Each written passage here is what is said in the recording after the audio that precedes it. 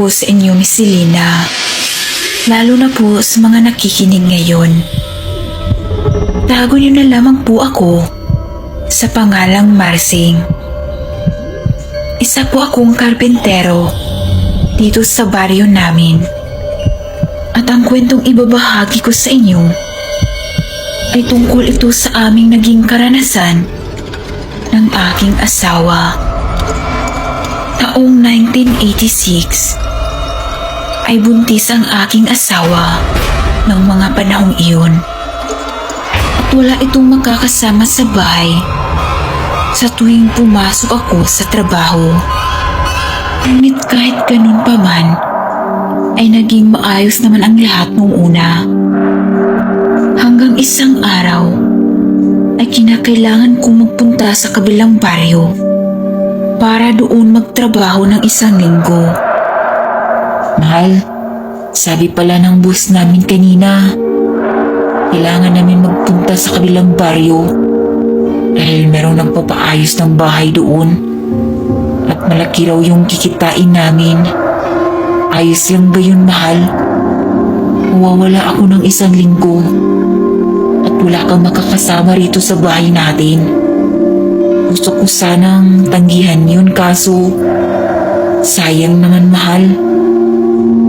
Wika pa nun ni Marsing sa kanyang asawa na si Lydia. Naku, mahal, huwag mong tanggihan yan. Ayos lang ako rito. Isang linggo lang naman yan. Kayang-kaya ko yung sarili ko. Huwag mo akong alalahanin. Pero mahal, natatakot ako para sa'yo. Buntis ka pa naman. Paano kung mapano ka? Sino ang tutulong sa'yo? Magiging maayos ako rito. At huwag kang mag-alala. Mag-iingat naman ako. Sagot pa nun sa asawa ni Marsing, Miss Selena. Kung kaya't walang ano-ano, ay tinanggap ni Marsing ang trabaho sa kabilang baryo. Hanggang dumating na ngayong araw na magtungo na ito sa nasabing lugar. Pagdating ni Marsing doon, ay bigla siyang kinabahan sa kanyang asawa. Kinabahan ako para sa aking asawa. Sana hindi na lang ako umalis. Paano kung may mangyaring masama sa kanya at walang makakatulong nito? Ay, ano ba to?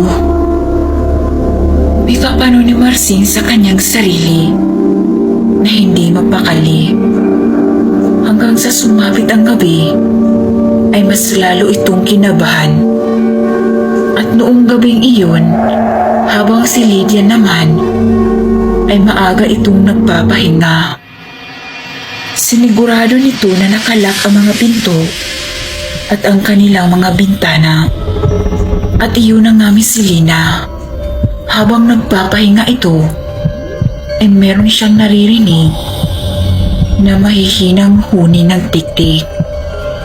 Kaya't agad naman itong natigilan at natatakot sa mga oras na yon. Noong una ay hinayaan na lang ito ni Lydia at napadasal na lang ito na sana walang mangyaring masama sa kanila. Ngunit habang tumatagal ay mas lalo itong kinabahan dahil palakas ng palakas ang huni ng tiktik. Kaya't dahil doon ay mas lalong nanindig ang balahibo ni Lydia at hindi niya alam kung ano ang kanyang gagawin. Maya-maya pa ay may narinig itong kalabog sa tapat ng kanilang pinto. Anong gagawin ko? Ngayon pa talaga nang wala ang aking asawa. Paano na to? Wika pa nun ni Lydia sa kanyang sarili. Natakot na takot. At maya-maya lang ay bigla na lang nawala ang kalabog. Ngunit bigla namang may kumatok sa kanilang pintuan.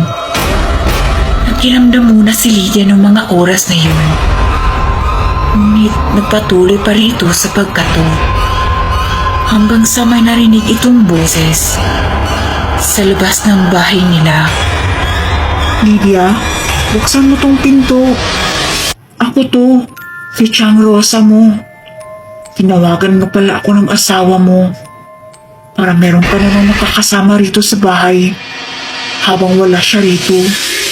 Kaya buksan mo na tong pinto. May kapano ng babae sa labas ng bahay. Ngunit napaisip si Lydia noon dahil sa pagkakaalam niya na hindi raw makampunta ang kanyang tiyang Rosa dahil meron itong mahalagang inaasikaso at nasa Maynila ito noong mga panahong iyon. Kung kaya't nagtataka si Lydia na dumating ang kanyang tiyahin roon at sa 10 oras pa ng gabi. Kung kaya't walang ano-ano, malakas ang kutob ni Lydia na hindi iyon ang kanyang tiyahin. Hindi aswang ang nasa labas ng bahay nito.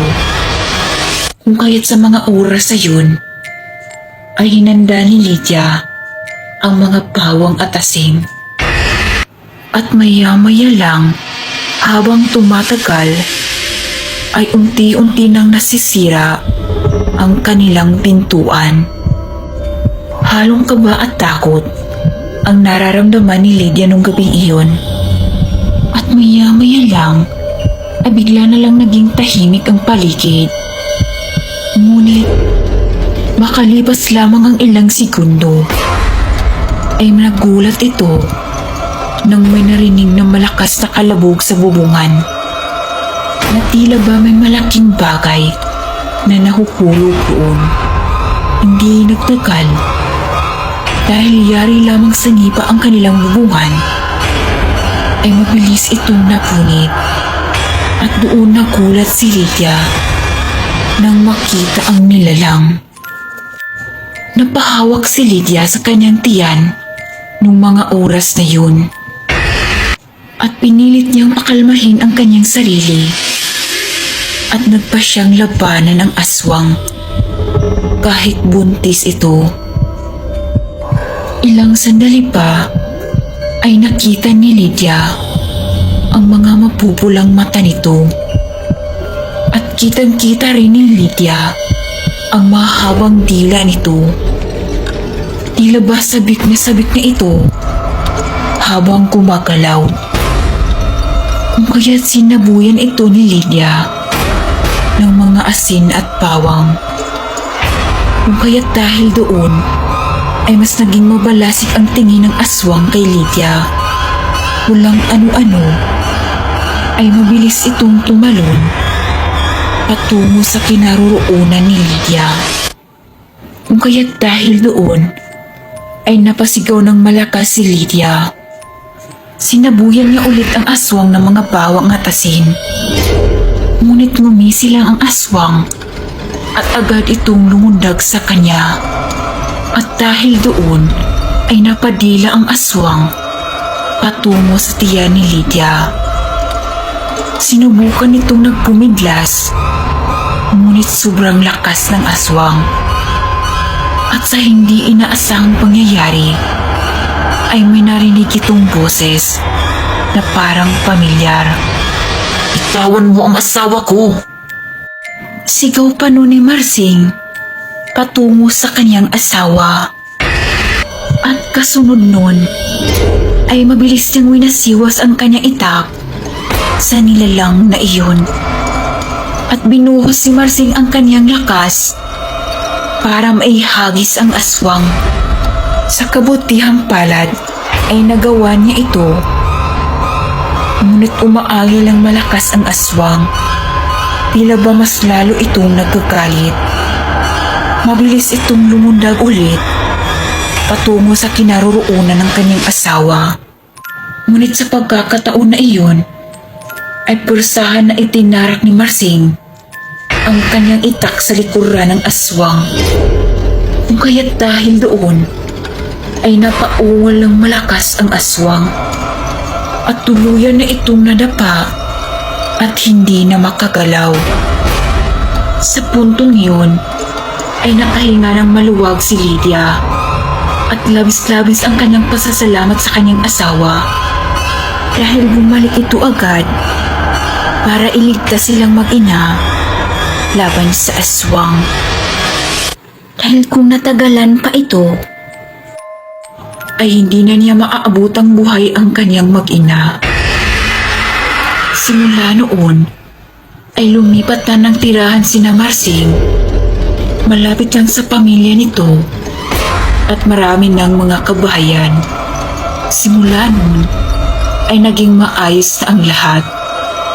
Hanggang dito na lang po si Lina at lubos na gumagalang Marsing.